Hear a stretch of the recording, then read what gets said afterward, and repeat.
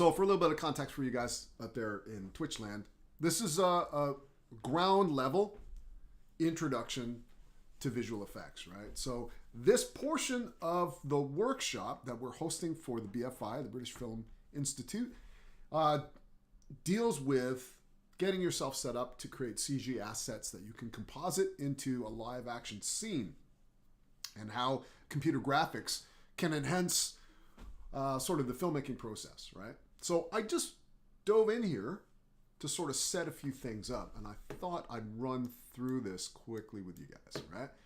So basically, let's start at the beginning, right? So I have a OneDrive that that is part of the Uni, and I have this utility called Ray Drive that maps my OneDrive, if you guys can see here, as a drive letter, right? So that drive letter is the letter S, and I've labeled it UWTSD, but this is going directly to my OneDrive and accessing the information there. If you guys want to know how to set that up, I can walk you through it, but I will be sort of sharing a link with you guys out with that. Oops, I keep going into the wrong Windows bar, right? So I'll pop open an Explorer and show you how the drive is set up, and then we'll kind of talk about it from there. So inside the UWTSD folder, I have a folder set aside for the BFI, and I've just created a folder for 2020-21. And I'm creating both a development folder and a release folder. Let me pop over into my OneDrive so you guys can see this happening simultaneously, right? So if I pop over into the OneDrive, and we'll take a look at this. So inside here, in the vis-a-vis drive, I've got a folder called projects, right? And in my projects folder, I've got under film, the BFI, 2020 and 21, and a development and a release folder, right? So how the development and release folder work, it's more of a theoretical pipeline type thing, right? So the release folder is where you put your final film or your final edit, that kind of thing. The development folder, or the dev folder, is where you put all the bits and pieces that you collect that you're going to put together to create your film, right?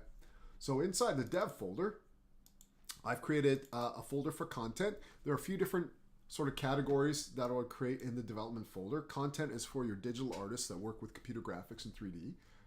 I don't know, I'm looking over here when your camera's right there. And, you know, you can come in here and just create another new folder. And I know that we're going to have some footage flying through eventually, so I'm creating an edit folder for that, right? And you can see it pops up here.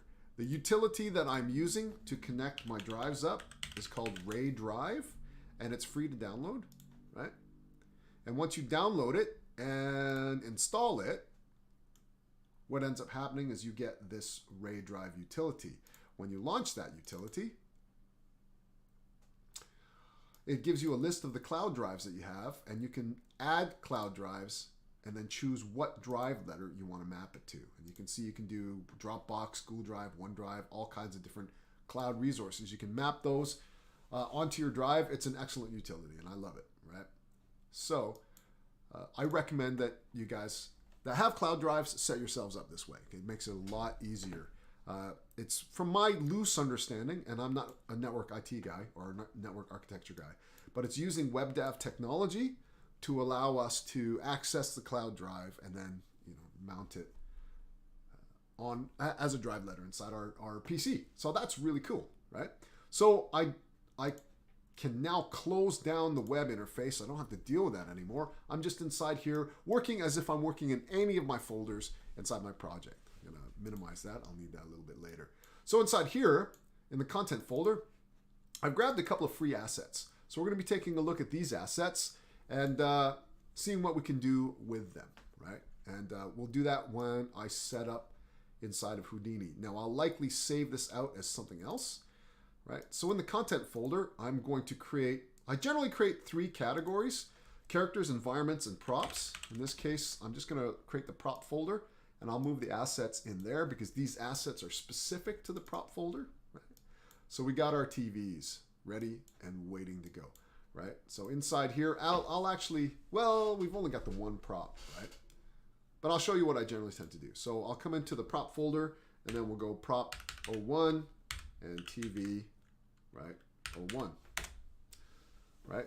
So I name it TV 01 because the way it works, my naming convention, which I've adopted from production. So you have prop 1 is one TV, prop 2 is a different TV, right? Prop 1 TV 1 is that TV. Prop 1 TV 2 would be that TV, but a different version, like a destroyed version, right? So does that make sense? You really got to think hierarchically and hierarchically when you work in a production pipeline, right? Okay, so that's that. I'm actually going to move the assets folder again into there, right? Because that asset is specific to that TV, right?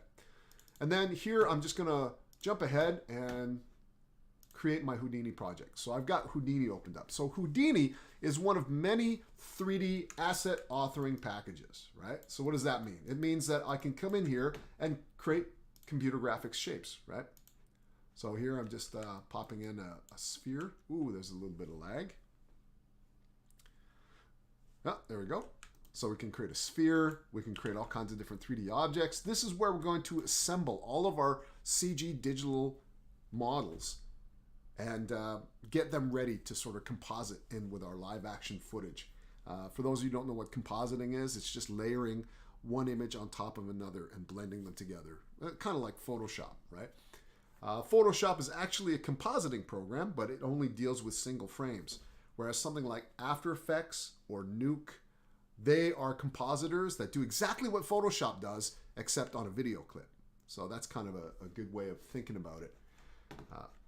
But I'm taking a look at the time. I got a class in about 5 minutes, right? So the last thing I'm going to do, just to set up, is I'm going to come in here and I'm going to create a new project, and it will give me this. Now this is sort of important because any and all 3D packages, and we'll talk about this if we need to adopt an Unreal Engine workflow.